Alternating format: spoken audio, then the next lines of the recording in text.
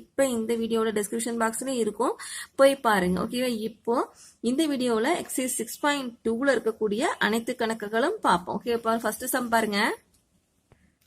Exercise 6.2 கண்ணு find the angle of elevation of the top of a tower from a point on the ground which is 30 meter away from the foot of a tower of height 10 root 3 meter. அப்படி இதனுடைய விளக்கம் சொல்றாங்கன்னா அதுக்கு முன்னாடி தமிழ்ல கவனிச்சுக்கங்க. 10 root 3 metre உயரமுள்ள கோபுரத்தின் அடியிலிருந்து 30 metre தொலைவில் தரையில் உள்ள ஒரு புள்ளியிலிருந்து கோபுரத்தின் உச்சியின் ஏற்ற கோணத்தை காண்க. இந்த படம் தாங்கன்னு அந்த கணக்குக்கான படம். அதுல என்னென்ன கொடுத்துருந்தாங்கன்னு 10 root 3 மீட்டர் உயரம் உள்ள கோபுரம். இந்த கோபுரத்தை எடுத்துக்கலாங்கன்னு. இதனுடைய உயரம் எவ்வளவு அப்படின்னு கேட்டீங்கன்னா பாருங்க 10 root 3 மீட்டர். இந்த நடு கோபுரத்தின் உயரங்கன்னு. ஓகேவா? அடுத்து பாத்தீங்கன்னா அந்த கோபுரத்திலிருந்து 30 மீட்டர் தொலைவில் உள்ள ஒரு புள்ளியிலிருந்து அந்த கோபுரத்துக்கு ஏற்படுத்தும் கோண அளவு என்னன்னு கேக்குறாங்க. ஓகேவா? அப்போ இந்த அடிப்பக்கம் எத்தனை மீட்டருக்குன்னு 30 மீட்டர்னு கொடுத்துருக்காங்க. ஓகேவா? இப்ப என்ன கேக்குறாங்கன்னா இது ஒரு ட்ரையாங்கிளா ஃபார்ம் பண்ணோம்னா, அதாவது இந்த அடிப்பக்கத்தையும் இந்த கோபுரத்தின் உயரத்தையும் அதுக்கு ஏற்படுத்தும் கோணத்தையும் சேர்த்து ஒரு முக்கோணமா ஃபார்ம் பண்ணிட்டீங்க அப்படின்னா இந்த ஆங்கிள் எவ்வளவு, அதாவது 30 மீட்டர் தொலைவில் இருந்து அந்த உச்சிக்கு ஏற்படுத்தும் அந்த லைனுடைய அதாவது ஹைபாட்னஸ் இல்லையா கண்ணு, அந்த முக்கோணத்துக்கு ஏற்படுத்தக்கூடிய ஹைபாட்னஸ் இருக்கும்போது அதுக்கும் இந்த அடிப்பக்கத்துக்கும் ஏற்படுத்தக்கூடிய ஆங்கிள் என்னன்னு கேக்குறாங்க கண்ணு. புரிஞ்சுதா? அப்போ ஆங்கிள் கேட்கும்போது கொடுக்குற அளவுகளை வச்சு நம்ம ஆங்கிள் கண்டுபிடிக்கலாம். ஓகேவா? இப்போ வந்து அடுத்துள்ள பக்கமும் எதிர்பக்கமும் இருக்கு இல்லையா கண்ணு? பாருங்க இது ஆப்போசிட் சைடு, இந்த ஆங்கிளுக்கு பாருங்க இது ஆப்போசிட் சைடு, இது என்ன கண்ணு அட்ஜசன்ட் சைடு. ஓகேவா? இது ரெண்டையும் வச்சு நம்ம ஒரு ஆங்கிள் கண்டுபிடிக்கணும், tan தான் கண்டுபிடிக்க முடியல இல்லையா கண்ணு? அப்ப இந்த ஆல்பாவுக்கு என்ன கண்டுபிடிக்க போறோம்? tan ஆல்பா கண்டுபிடிக்க போறோம். ஓகேவா? இப்போ வந்து இங்க ஒரு புள்ளியில் கொடுத்தாங்க, நான் அதுல வந்து ஒருத்தர் நிக்கிற மாதிரி எடுத்துக்கிட்டேன். அப்போ வந்து அவருக்கு அடியிலிருந்து அந்த தரையிலிருந்து ஏற்படுத்தும் கோணம் அப்படின்னு கொஞ்சம் புரியும், அதுக்காக எடுத்துக்கிட்டேன். ஓகேவா? இப்போ என்ன கண்ணு கண்டுபிடிக்க போறோம்? tan alpha. ஓகேவா? tan ஆல்பானா என்ன கண்ணு? Opposite side by adjacent side. ஓகேவா? அப்போ எதிர்பக்கம் பை அடுத்துள்ள பக்கம். எதிர்பக்கம் என்ன கண்ணு? இந்த கோபுரத்தினுடைய உயரம் என்ன கொடுத்துருந்தாங்க? 10 root 3 மீட்டர். எழுதிக்கலாமா கண்ணு? ஓகே. அதே மாதிரி அடிப்பக்கம் அட்ஜசன்ட் சைடு அடுத்துள்ள பக்கம் எவ்வளவு கண்ணு? 30. இப்ப பாருங்க, இப்போ இந்த ஜீரோவும் இந்த ஜீரோ கேன்சல் ஆயிருமா கண்ணு? 1 into root 3 root 3, இந்த 3 அப்படியே வரும். அடுத்தது இந்த root 3 அப்படியே போட்டுக்கங்க. இந்த 3 நான் என்ன சொல்றேன் அப்படின்னா root 3 into root 3 அப்படின்னு பிரிச்சுக்கலாம். ஓகேவா? root 3 into root 3 என்ன கண்ணு வரும்? 3 அப்படின்னு வரும். சோ இது இப்படி ஆகும்போது கண்டிப்பா இது இப்படி ஆகும் இல்லையா கண்ணு? 3 வந்து root 3 into root 3 பிரிச்சுக்கலாம். பிரிச்சாச்சா கண்ணு? பிரிச்சதுக்கு அப்புறம் ஒரு root 3 கேன்சல் ஆயிரும். ஓகேவா? அடுத்து என்ன கிடைக்கும்? 1 by root 3 கிடைக்கும். ஓகேவா? அப்போ tan alpha equal to 1 by root 3 அப்படின்னா alpha equal to what? tan inverse of 1 by root 3. ஓகேவா கண்ணு? ஓகே. அப்போ tan inverse of 1 by root 3 அப்படிங்கும்போது இந்த இடத்துல என்ன கண்ணு வரும்? 30 வரும். 30 ஆல்பாவா இருக்கும்போது மட்டும்தான் இந்த 1 by root 3 நமக்கு கிடைக்கும். tan 30 என்ன கண்ணு வரும்? tan 30 அப்படிங்கும்போது 1 by root 3. ஓகேவா? அப்போ நமக்கு ஆல்பா என்னன்னு கிடைச்சிச்சு? 13 கிடைச்சிச்சு. கரெக்டா வருதான்னு பாத்துருவோமா?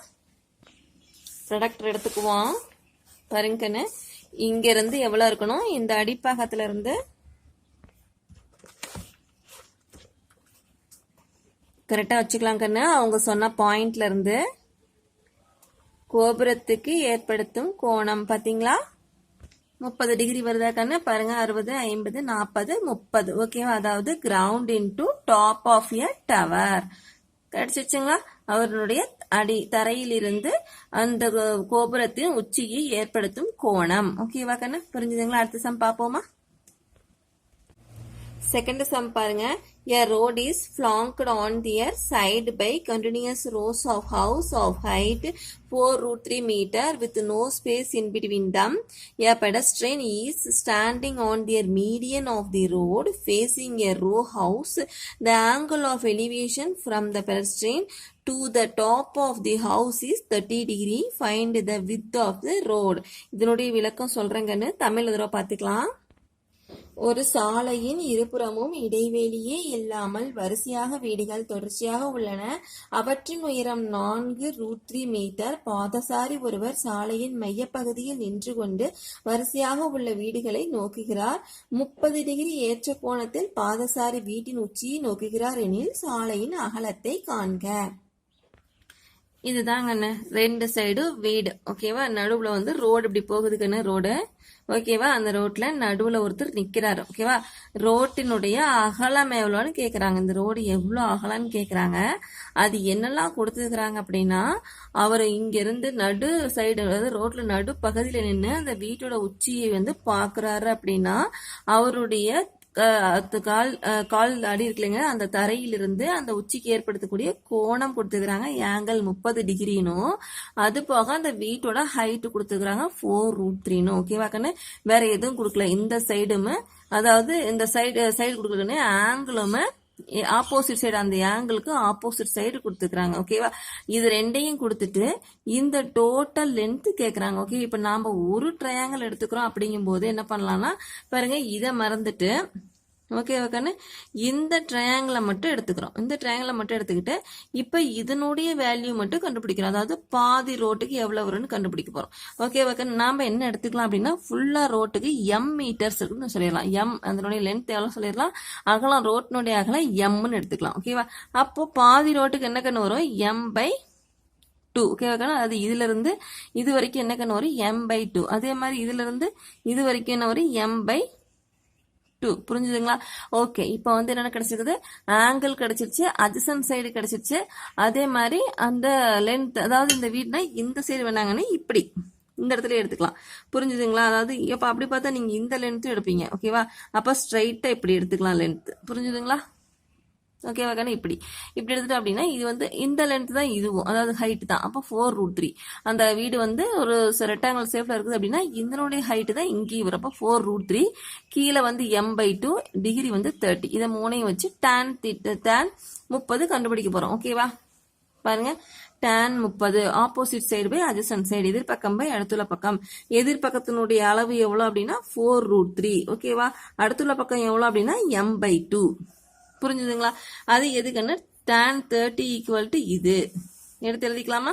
ஓகே, tan 30 இந்த பக்கம் கொண்டு வந்துருங்க, m/2 இந்த பக்கம் கொண்டு வந்துருங்க. ஓகேவா கண்ணா?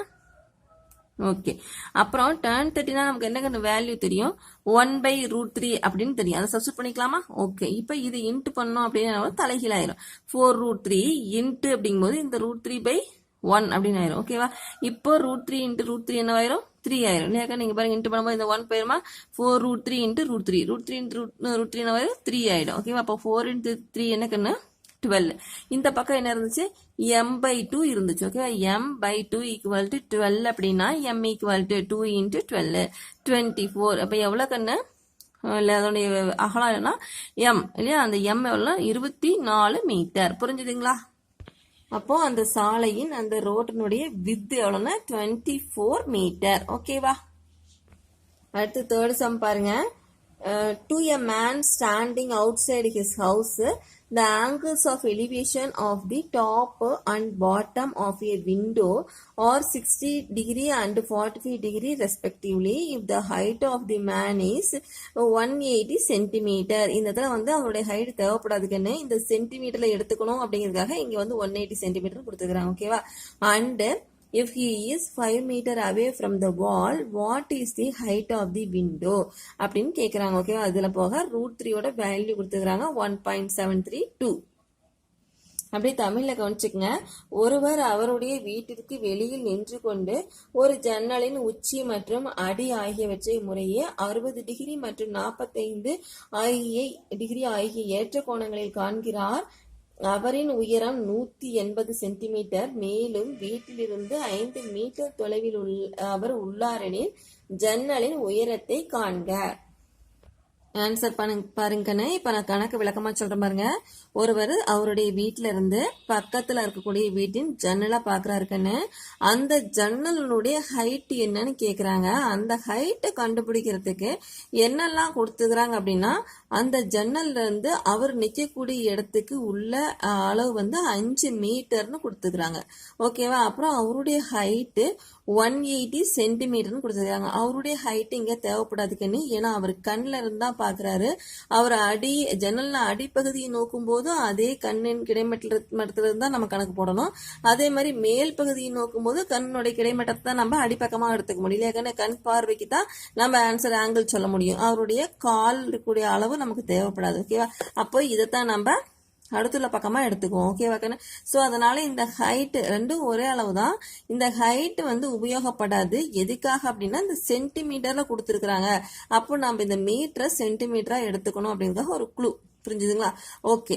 இப்போ என்னென்ன சொல்றாங்க, அது போக என்ன சொல்றாங்க அப்படின்னா 2 ஆங்கிள் பாக்குறாரு. அவர் இப்படி பார்க்கும்போது ஜன்னலுடைய அடிப்பாகத்தை பார்க்கும்போது 45 டிகிரி 45 டிகிரி ஆங்கிள் உருவாகுது.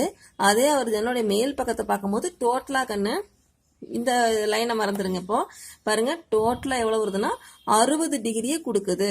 அப்படி கொடுக்கும்போது அந்த ஜன்னலினுடைய ஹைட் எவ்வளவுன்னு கேட்குறாங்க. ஸோ நம்ம என்ன பண்ண போறோம், ஃபர்ஸ்ட் தரையிலிருந்து அடிப்பக்கத்துக்கு எவ்வளோன்னு கண்டுபிடிக்க போறோம். புரிஞ்சுதுங்களா? அப்புறம் ஹச் கண்டுபிடிக்க போறோம். ஓகே, ஃபர்ஸ்ட் என்ன கண்டுபிடிப்போம், tan தான் கண்டுபிடிப்போம், அது கன்ஃபார்ம். அது போக ஃபர்ஸ்ட் கீழ் பக்கத்துக்கு, அதாவது கண்ணின் கிடைமட்டத்தில் இருந்து ஃபர்ஸ்ட் ஏற்படுத்தக்கூடிய ஆங்கிள், ஃபர்ஸ்ட் ஏற்படுத்தக்கூடிய கோணம், அதுக்கு tan கண்டுபிடிக்கலாம். ஸோ tan 45 பாருங்க, இந்த ஃபர்ஸ்ட் லைனுக்கு என்ன கண்டுருக்குது, tan 45 தான் இருக்குது, அதை கண்டுபிடிக்கலாம். tan 45 ஈக்குவல் டு வாட், அடுத்துள்ள எதிர்பக்கம் பை அடுத்துள்ள பக்கம். எதிர்பக்கம் என்ன கண்ணு, எக்ஸ் இல்லையா, கீழே அடுத்துள்ள பக்கம் என்ன கண்ணு, இது சென்டிமீட்டர்ல மாத்தினோடனே 500. ஓகேவா? அப்போ எக்ஸ் பை 500, அதுதான் tan 45 இல்லையா, எழுதிக்கலாமா? பாருங்க, tan 45 equal to opposite side by adjacent side, எதிர்பக்கம் பை அடுத்துள்ள பக்கம்.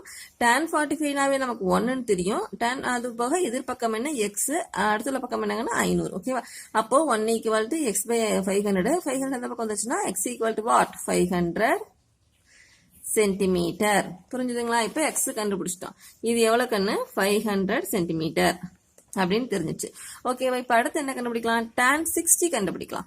ஓகேவா? tan 60 கண்டுபிடிக்கும் போது எதிர்பக்கம்னு பார்க்கும்போது கண்ணு இந்த கோணமே இல்லைன்னு நினைச்சுக்கணும். ஓகேவா? இப்போ வந்து இது tan 60.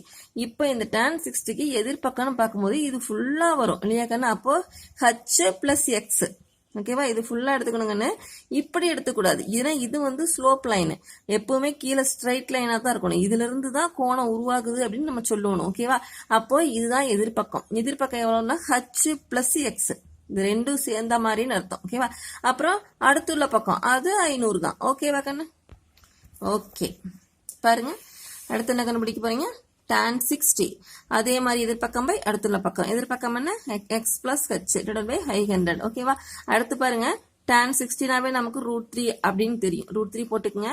500 இந்த பக்கம் வந்துருமா, 500 into √3, 500 plus h. இப்போ h மட்டும் வேணும் அப்படிங்கும்போது 500 இந்த பக்கம் வந்துடலாமா கண்ணு? ஓகே, √3க்கு வேல்யூ என்ன கொடுத்துருக்காங்க, 1.732. அதை இந்த பக்கம் இன்ட்டு பண்ணிக்கலாமா? இன்ட்டு பண்ணி 500 இருந்து மைனஸ் பண்ணுங்க பார்க்கலாம். மைனஸ் பண்ண என்ன கிடைக்குது, 866 இல்லையா கண்ணு? இது ரெண்டு இன்ட்டு பண்ணீங்கன்னா மைனஸ் 500 என்ன கண்ணு வரும், 366 வரும். அது வந்து மீட்டர்ல இருக்கு. H equal to 366 centimetre. சென்டிமீட்டர்ல இருக்குன்னு நம்ம என்னவா மாத்தணும், மீட்டர்ல மாத்தணும். மீட்டரா மாத்தணும் பண்ணி அதை வந்து 100ஆல டிவைட் பண்ணும். ஓகேவா? அப்ப 3.66 metre. H equal to what, 3.66 metre. புரிஞ்சுதுங்களா? அடுத்த சம் பார்ப்போமா? அடுத்து 4th sum பாருங்க. A statue 1.6 meter tall stands on the top of a pedestal. From a point on the ground, the angle of elevation of the top of the statue is 60 degree, and from the same point, the angle of elevation of the top of the pedestal is 40 degree. Find the height of the pedestal. அவ்வளோதாங்கன்னு. அப்புறம் வந்து tan 40 equal to அதோட value, √3 equal to value கொடுத்துருக்குறாங்க. தமிழில் பாருங்க, 1.6 metre உயரமுள்ள சிலை ஒன்று பீடத்தின் மேல் அமைந்துள்ளது. தரையில் உள்ள ஒரு புள்ளியிலிருந்து 60 டிகிரி ஏற்ற கோணத்தில் சிலையின் உச்சி அமைந்துள்ளது. மேலும் அதே புள்ளியிலிருந்து பீடத்தின் உச்சியானது 40 டிகிரி ஏற்ற கோணத்தில் உள்ளது எனில் பீடத்தின் உயரத்தை காண்க அப்படிங்கிறாங்க. tan 40 கொடுத்துட்டாங்க வேல்யூ, √3யோட வேல்யூ கொடுத்துட்டாங்க. ஓகேவா கண்ணு? என்னென்ன கொடுத்துருக்குறாங்களோ அதுக்கான படம் இதுதாங்கன்னு. பாருங்க, அந்த ஸ்டாச்சு 1.6 மீட்டரு. இது வந்து ஸ்டேஜ் கண்ணு, இதனுடைய ஹைட்டு தான் கேட்குறாங்க. அதை நம்ம பி அப்படின்னு எடுத்துட்டு கணக்கு போட போகிறோம். ஓகேவா கண்ணு?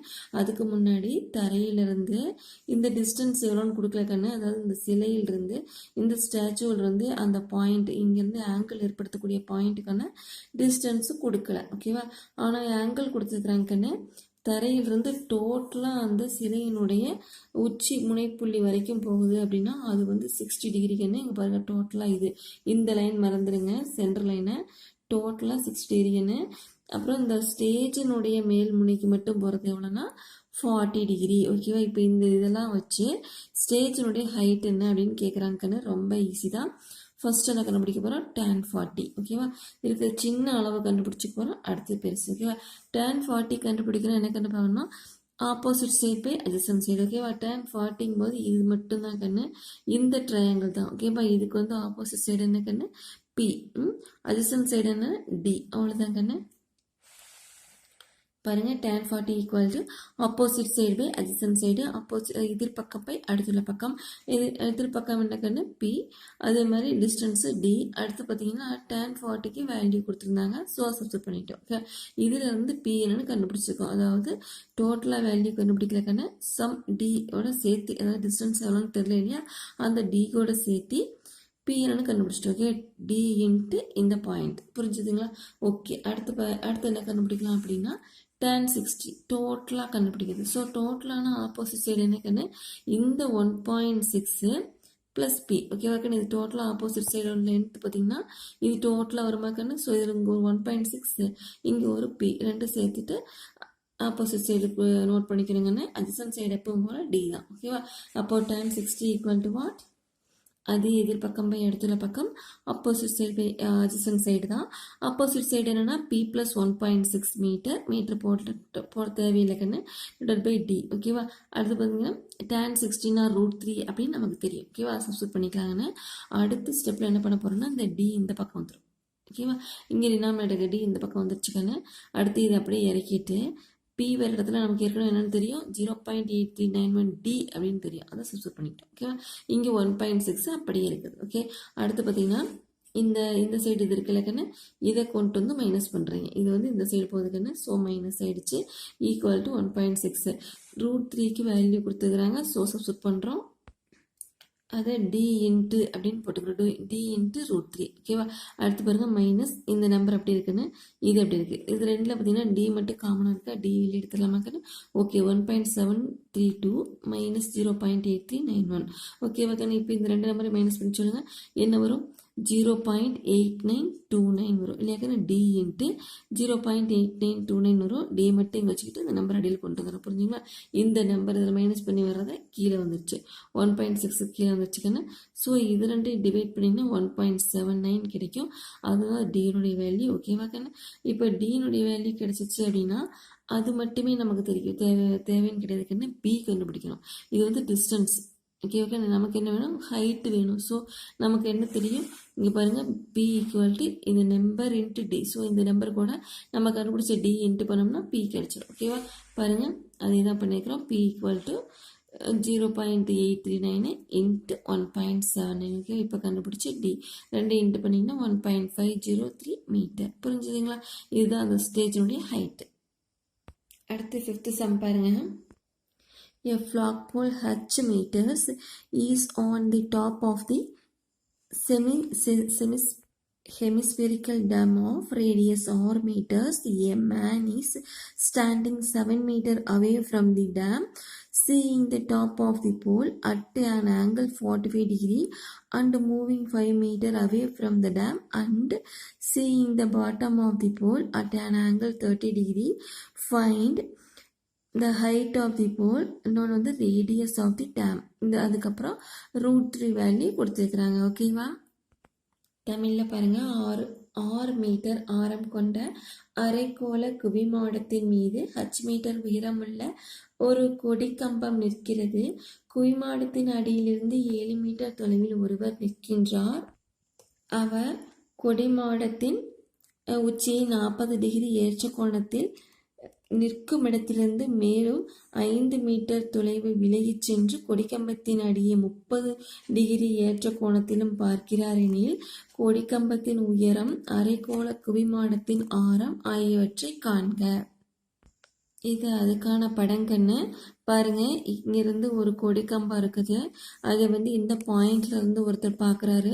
எங்கன்னா கொடிக்கம்பத்தின் அடிப்பகுதியை 30 டிகிரி கோணத்திலும் அதனுடைய உச்சி புள்ளி 45 டிகிரி கோணத்திலையும் பார்க்குறாரு. அப்படின்னா என்னென்ன கண்டுபிடிக்க சொல்கிறாங்கன்னா கண்ணு, இதனுடைய ரேடியஸ், அதாவது இது இது இது மூணுமே ஒரே அளவு தான் இருக்குங்கன்னு. ஏன்னா இது செமி சர்க்கிள் இல்லையா, அப்போ 3 சைடும் ஒரே அளவு தான் இருக்கும். அப்போ அந்த ரேடியஸ் என்ன, அப்புறம் இந்த கம்பத்தினுடைய ஹைட் கேட்குறாங்க. அப்புறம் வேற என்ன கொடுத்துருக்குறாங்க அப்படின்னா, இந்த ஃபர்ஸ்ட் நிற்கிற இடத்துல இருந்து அடுத்து தள்ளி போகிறது ஒரு 5 மீட்டரா சொல்லியிருக்கிறாங்கன்னு. அதுக்கு முன்னாடி இங்கே இதனுடைய சென்டர்ல இருந்து இல்லைக்கன்னு இந்த ஸ்டார்டிங்ல இருந்து இங்கேருந்து ஃபர்ஸ்ட் வந்து நிற்கிறது வந்து 7 மீட்டர்னு சொல்லியிருக்கிறாங்க. ஓகேவா, அதாவது அதன் அடிப்பகுதியில் இருந்து இங்கே தான் நிற்க முடியும், இங்கே வந்து நிற்க முடியாது இல்லைக்கன்னு. இது வந்து ஒரு குவி மாடமாக இருக்கும். அப்போ அதனுடைய கார்னர்ல இருந்து நடந்து வந்து இது 7 மீட்டர்ல இருந்து பார்க்கறாருக்குன்னு, இன்னும் கொஞ்சம் தண்ணி 5 மீட்டர் வந்து இங்க இருந்து பார்க்கறாருன்னா இந்த ரேடியஸ் எவ்வளவா இருக்கும், இந்த ஹைட் எவ்வளவா இருக்கும், இந்த கோணங்கள் ஏற்படுத்துமினால். புரிஞ்சுதுங்களா? ஓகே, அதுக்கு என்ன கண்டு பண்ணலாம், அதே மாதிரி tan கண்டுபிடிக்கலாம். tan 30 கண்டுபிடிக்கலாங்கன்னா tan 45 கண்டுபிடிக்கலாம், ஆன்சர் கிடைச்சிடும். ஓகேவா, பாருங்க tan 30 எதிர்பக்கம் பை அடுத்துள்ள பக்கம், opposite side by adjacent side. Opposite என்ன கண்ணு, tan 30 அப்படிங்கும்போது இதோட இல்லையா, அப்போ ஆப்போசிட் சைடு பாருங்க இங்கிருந்து கண்ணு, இங்கிருந்து இந்த ட்ரையாங்கிள் மட்டும் எடுத்துக்கங்க. ஆப்போசிட் சைடு என்னன்னா ஆர் கண்ணு, அட்ஜசன்ட் சைடுன்னு பார்த்தீங்கன்னா இது மூணுமே வரும் இல்லையா கண்ணு. இந்த 5 அதாவது tan 30 கண்டுபிடிக்கிறோம். ஸோ இந்த 5 இந்த 7 அப்புறம் இந்த ஆர், இது எப்படி ஆறுன்னு சொன்னீங்கன்னா ரேடியஸ். அப்போ எல்லா பக்கமும் ஆறு தான். இங்கேருந்து பார்த்தீங்கன்னா ஒரு சர்க்கிள் போடுறோம் அப்படின்னா எல்லா பக்கமும் ரேடியஸ் ஒரே அளவாக இருக்கும் இல்லையா கண்ணு. ஓகே, அப்போது 5 + 7 + 6 புரிஞ்சுதுங்களா. கீழே வந்து இந்த அடுத்துள்ள பக்கம் adjacent சைடு இந்த மூணுமே வரும். ஓகேவா, அடுத்து பார்த்தீங்கன்னா tan 30 1/√3 அப்படின்னு தெரியும். 6 இது ரெண்டையும் ஆட் பண்ணிக்கலாம், 12 + 6. ஓகேவா, அடுத்து வந்து இது வந்து டிவைடில் இருக்கிற இந்த பக்கம் கொண்டு போயிடுறோம், இது இந்த பக்கம் கொண்டு போயிடுறோம். ஓகேவா, அப்போ 1 × 12 + 6 6 × √3 புரிஞ்சுதுங்களா. அடுத்து 12 மட்டும் இங்கே இருக்கட்டுங்கன்னு, இது 6 இது 6னால இந்த 6 சைடு கொண்டு போயிருங்க. அப்போ 6√3 - 6, இங்கே 6 வெளியே எடுத்துட்டிங்கன்னா √3 - 1. ஓகேவா, √3யோட வேல்யூ கொடுத்துருக்குறாங்க, சப்ஸ்டியூட் பண்ணிக்கங்க. அதுலேருந்து -1 பண்ணுங்கள். இதுலேருந்து ஒரு -1 பண்ணிட்டீங்கன்னா 0.732 வரும். இது எனக்குன்னு 12 = R × this. அப்போ R வேணும்னா இந்த நம்பரை கொண்டு வந்து 12 கையில் டிவைட் பண்ணிங்க அப்படின்னா R கிடைச்சிடும். இது டிவைட் பண்ணிங்க அப்படின்னா 16.39. இதுதான் வந்து R வேல்யூ. ஓகேவா கண்ணு, அடுத்தது R கண்டுபிடிச்சாச்சா. ஓகே, இன்னும் என்ன கண்டுபிடிக்கிறோம், அதே மாதிரி H கண்டுபிடிக்கணும் இல்லையா கண்ணு. இந்த மாடத்தின் குவி மாடத்தினுடைய R கண்டுபிடிச்சிட்டோம். இப்போ H கண்டுபிடிக்கணும். அதுக்கு என்ன பண்ணலாம், tan 45 எடுத்துக்கலாம். புரிஞ்சுதுங்களா. இங்கே பாருங்கள் tan 45 எடுத்துக்கிறோம். 45 எனக்குன்னு அதே மாதிரி அடுத்துள்ள பக்கம் பை எதிர்பக்கம் பை அடுத்துள்ள பக்கம், அதாவது opposite side by adjacent side. இது பாருங்க இங்கேருந்து வரும்போது ஆப்போசிட் சைடு எனக்குன்னு இது ரெண்டுமே H + R. ஓகேவா, adjacent சைடுங்கும் போது இதுவும் இது மட்டும்தாங்கன்னு வரும். பாருங்க இதோட இல்லையா, இது ரெண்டு மட்டும்தாங்கன்னு, இதுவும் இதுவும் இல்லையா, இது வராதுக்கன்னு. ஏன்னா இந்த ஆங்கிளுக்கு தான் பார்க்குறோம். அப்போது இது 45, இந்த ட்ரையாங்கிள் இது. அப்போ இது ஆப்போசிட் சைடு இது ரெண்டும், இது adjacent சைடு இது ரெண்டும். புரிஞ்சுதுங்களா. Okay, tan 45 = what, H + R / 7 + R. புரிஞ்சுதுங்களா. அப்போது இந்த சைடு tan 45 1 அப்படின்னு நமக்கு தெரியும். ஸோ இந்த 7 + R இந்த சைடு கொண்டு வந்து இன்ட்டு பண்ணிக்கிறோம். அது 1 கூட இன்ட்டு பண்ணும்போது 7 + R தான் இருக்கும். இங்கே H + R. ஓகேவா, அப்போ ஆர்லாம் ஒரு சைடு கொண்டு வந்துடலாமாக்கன்னு, H மட்டும் தான் கண்டுபிடிக்கணும். ஸோ அதை அங்கே வச்சுக்கிட்டு இந்த சைடு R கொண்டு வந்து R கேன்சல் ஆகிடுச்சு. 7 H = 7 மீட்டர். புரிஞ்சுதுங்களா. அடுத்து 6th சம் பாருங்க.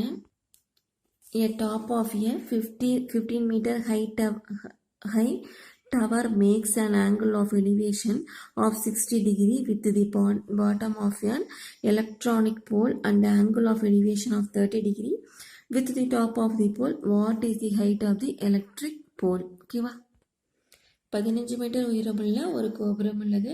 ஒரு மின் கம்பத்தின் அடி மற்றும் உச்சியிலிருந்து கோபுரத்தின் உச்சியை முறையே 60 டிகிரி 30 டிகிரி என்ற ஏற்ற கோணங்களில் பார்த்தால் மின்கம்பத்தின் உயரத்தை காண்க. ஓகேவா, அதனுடைய படம் இருந்தாங்கன்னு, இது மின்கம்பம், இது கோபுரம். ஓகேவா, அதாவது அடியிலிருந்து உச்சியை பார்க்கும்போது ஏற்படுறது வந்து 60 டிகிரின்னு. அதே கம்பத்தின் உச்சியில் போய் நின்று ஒருவேளை அங்கே நிற்க முடியும் அப்படின்னா, புரிஞ்சுங்களா. அப்போ இது கிடைமட்டம் தனியாக எடுக்கணுங்கன்னு. ஓகேவா, இப்போ இங்கிருந்து 30 டிகிரி, இந்த டிகிரி வந்து இவத்து தான் போட முடியும். ஓகேவா, இப்படி போட முடியாது, ஏன்னா இங்கே வந்து ஒரு கம்பம் இருக்குது. புரிஞ்சுதுங்களா. ஸோ இங்கே ஒரு கிடைமட்ட கோடு நம்ம வந்து போட்டுட்டு அதுக்கு 30 டிகிரி. ஓகேவா, அந்த உச்சியிலிருந்து இந்த உச்சியை பார்க்கும்போது 30 டிகிரி அப்படின்னா என்ன கேட்குறாங்கன்னா பாருங்கள், கோபுரத்தின் ஹைட்லாம் கொடுத்துட்டாங்க 15 டிகிரின்னு. டிஸ்டன்ஸ் எவ்வளோனே கொடுக்கல. இந்த கோபுரத்துலேருந்து இந்த கம்பம் எங்கே இருக்குன்னு கொடுக்கலங்கன்னா, ஸோ அந்த எக்ஸை கண்டுபிடிச்சிக்கலாம். அடுத்து இந்த கம்பத்தினுடைய ஹைட், ஓகே, அது பி அப்படின்னு எடுத்துக்கலாம். புரிஞ்சுங்களா? அதாவது இங்கே அடிக்கோணமும் மேல் முனையிலிருந்து கோணமும் கொடுத்துட்டு இதனுடைய ஹைட்டு கொடுத்துருக்குறாங்க. இது ரெண்டும் கேட்குறாங்க. புரிஞ்சுதுங்களா? ஓகே, எப்பவும் போல தான் கண்ணு, இதுக்கும் வந்து டேன் தான் கண்டுபிடிக்க போகிறோம். இந்த எக்ஸசைஸ் ஃபுல்லாகவே இந்த மாடல் தான் இல்லையா கண்ணு? ஓகேவா?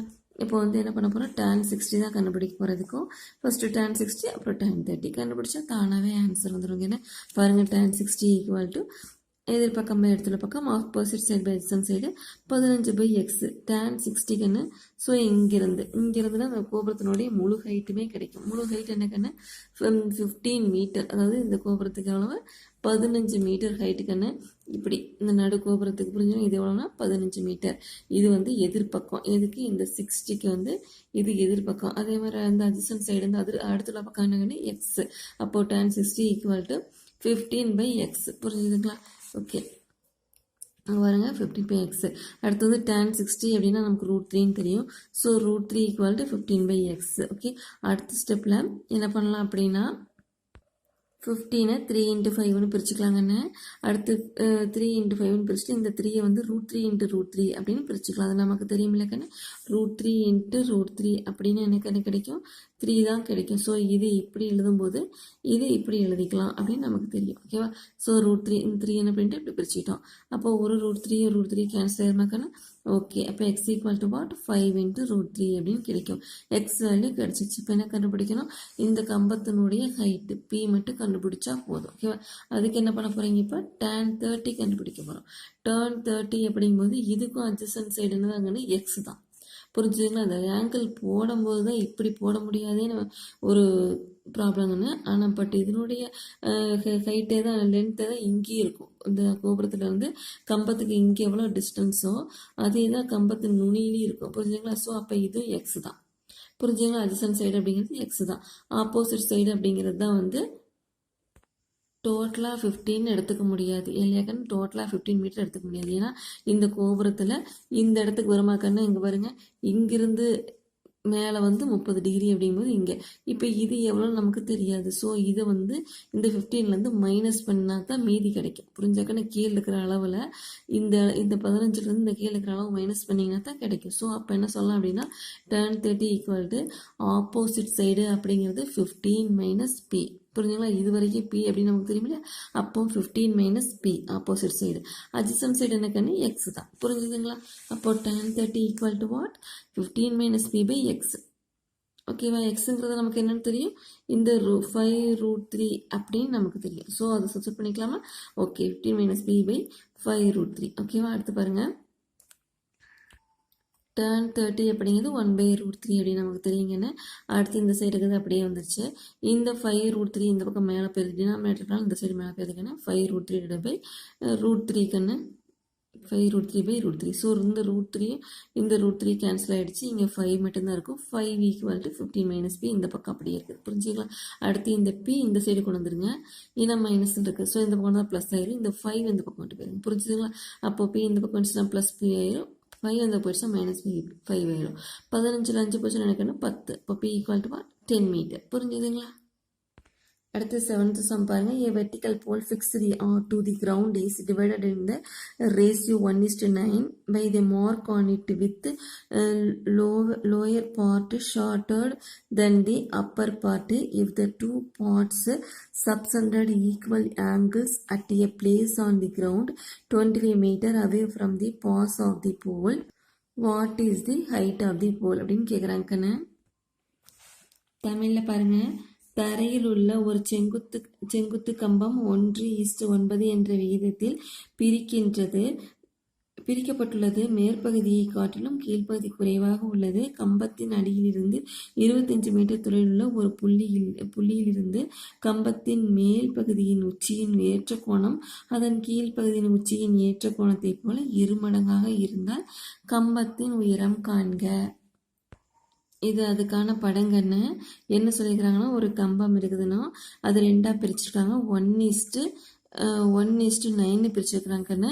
அதாவது கீழ்ப்பகுதி வந்து ஒரு பாகமும் மேல் பகுதி வந்து 9 பாகம். அதாவது ஈஸ்ட்னு சொன்னாவே சம் எக்ஸ் இன்ட்டு பண்ணிக்கணும் அப்படின்னு நமக்கு தெரியலையா கண்ணு. ஸோ இது 1x இது 9x. ஓகேவா. இப்போ இது டோட்டல் லென்த்து தான் என்னன்னு கேட்குறாங்க.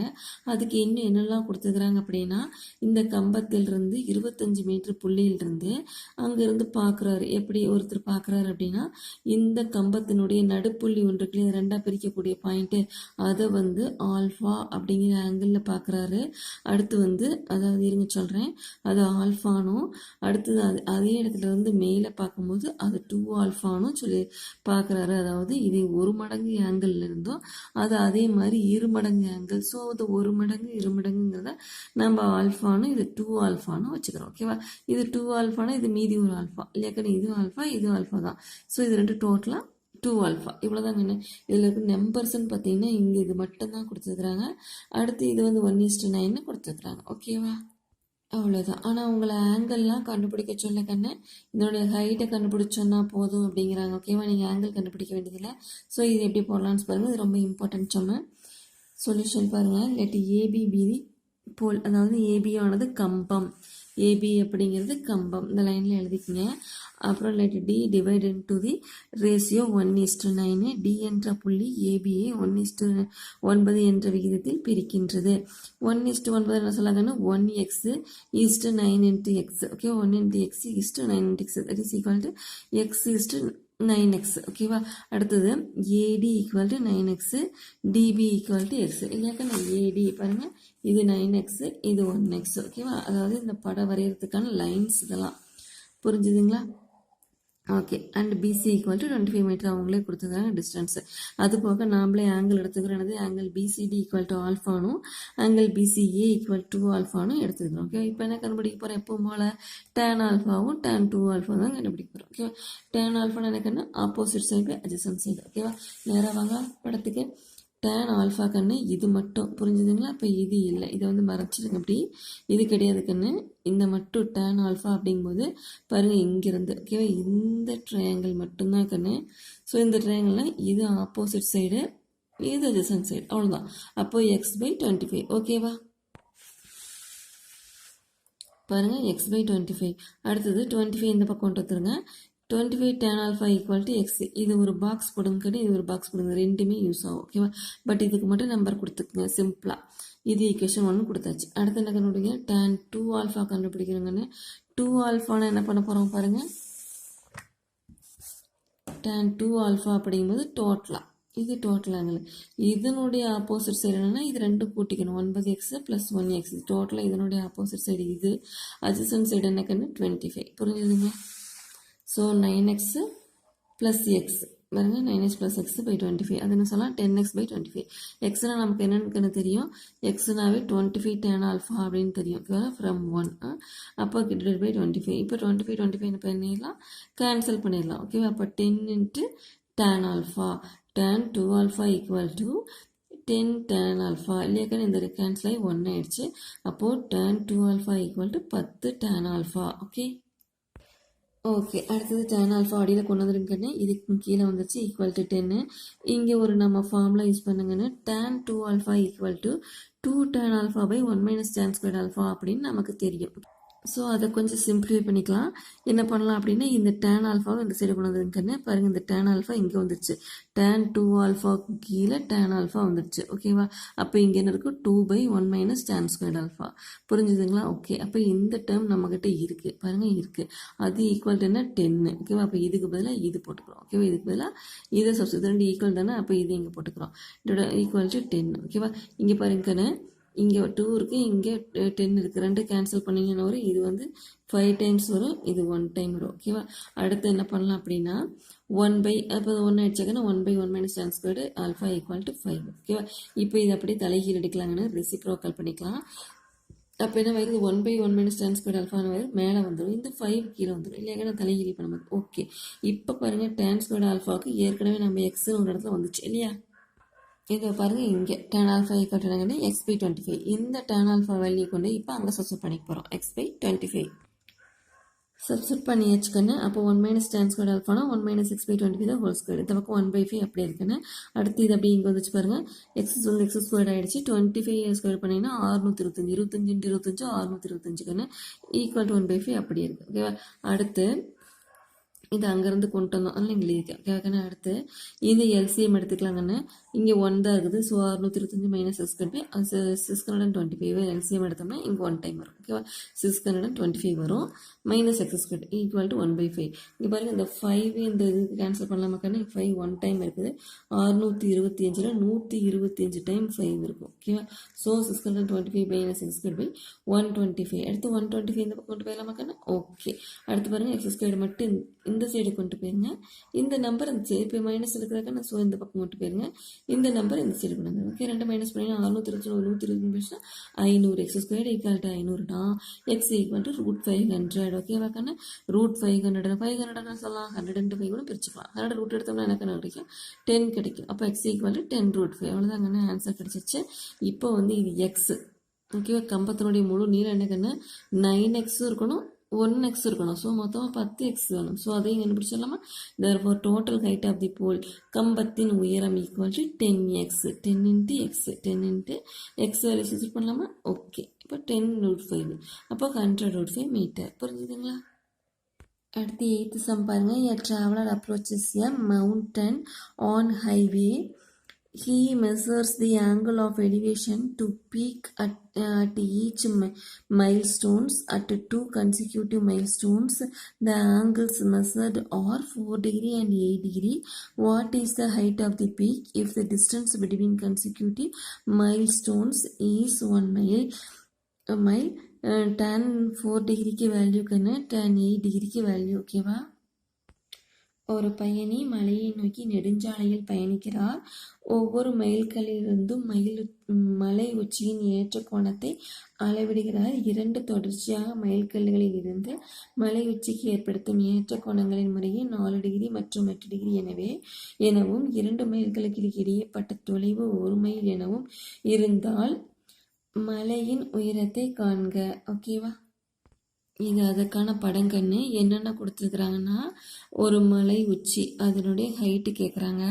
அதுக்காக என்னென்ன கொடுத்துருக்குறாங்கன்னா, ஒருத்தர் வந்து இந்த இடத்துலையும் நின்று மலை உச்சியை வந்து இந்த 2 ஏற்ற கோணத்தில் அளவிடுறாருக்குன்னு. அப்போ வந்து இந்த இடத்துல இருந்து 4° ஏற்ற கோணத்தில் அளவிடுறாரு.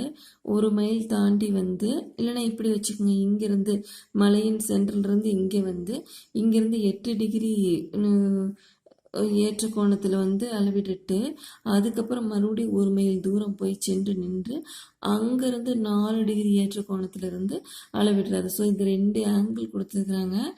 இது வந்து 1 மைல் கொடுத்துட்டாங்க. ஸோ இது நம்ம எம்னு எடுத்துக்கலாம். ஓகேவாக்கண்ணே. அப்போ இதுக்கு முன்னாடி என்ன சொல்லிடலாம், எம் அப்படின்னு எடுத்துக்கலாம். இதனுடைய ஹைட்டு வந்து ஹச். ஓகேவா.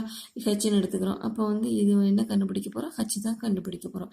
இது எப்பவும் போல் tan தான் கண்டுபிடிக்க போகிறோம். tan 4 ஈக்குவல் டு tan 4 எனக்குன்னு ஆப்போசிட் சைடு பை ஹச் டோட்டலாக கண்ணு. இதுக்கு பாருங்கள் அப்படியே ஆப்போசிட் சைடுன்னா ஹச் தான். adjacent சைடு என்னக்கண்ணு m+1 இல்லையாக்கண்ணு. இதுவும் சேர்ந்து இதுவும் அப்போ 1 + m. ஓகே. அப்போ tan 4 ஈக்குவல் டு என்ன சொல்லலாங்கண்ணு tan 4 ஈக்குவல் டு h/m+1 கண்ணு. ஓகேவா. இப்போ இந்த m+1 இந்த பக்கம் வந்துடும். tan 4 கீழே போயிடும். புரிஞ்சுங்களா. இங்கே m+1 போயிடுச்சு. இந்த tan 4 கீழே போயிடுச்சு. அடுத்த ஸ்டெப்பில் என்ன பாருங்கள். அதாவது tan 8 கண்டுபிடிச்சிக்கிறோம். அது என்ன பண்ணுவீங்க, tan 8 அப்படிங்கும்போது இங்கேருந்து தான் வருதுன்னு. ஸோ இங்கேருந்து இப்படி வரும்போது இது ஹச் ஹைட்டு. அதாவது ஆப்போசிட் சைடு வந்து ஹச், அட்ஜசன்ட் சைடு வந்து எம் மட்டும்தான் இல்லையாக்கண்ணே. இது மட்டும்தான், இது கிடையாது. ஸோ அது h/mனு போட்டுக்குவோம். ஓகே. tan 8 = h/m. இதில் இதே மாதிரி m இந்த பக்கம் போயிட்டோம், tan 8 இந்த பக்கம் வந்துட்டு. ஸோ m+1 எம்மும் கிடச்சிருக்குது. ஓகே. இது 2 மைனஸ் பண்ணலாமாக்கண்ணா. ஓகே. m+1 மைனஸ் எம் என்ன கண்ணாவும் m மைனஸ் ஆகிடும். இங்கே வந்து m - m 0 ஆயிடும். இங்கே 1 தான் இருக்கும். அதே மாதிரி h/tan 4 மைனஸ் h/tan 8. ஓகேவா. இது 2க்கு நடுவில் இப்போ h பொதுவாக இருக்கனால எடுத்து வெளியே வச்சிடலாங்கன்னு. வெளியே வச்சுட்டு 1/tan tan 4 degree minus 1 by tan 8 degree கண்ணு. இது ரெண்டு எல்சிஎம் எடுக்கிறோம். ரெண்டையுமே எல்சிஎம் பார்ட்டாக எடுத்தோம் அப்படின்னா இங்கே tan 8 வரும், இங்கே tan 4 வரும் இல்லையா கண்ணு. ஓகே, இப்போ வர அதனுடைய வேல்யூஸ்லாம் சப்ஸ்டிட் பண்ணலாமா? அவங்க கொடுத்துருக்குறாங்க இல்லையா, அந்த ரெண்டு வேல்யூஸ் சப்ஸ்டிட் பண்ணிக்கி மேலே மைனஸ் பண்ணுங்கள், அது ரெண்டை கீழே இன்ட்டு பண்ணுங்கள்.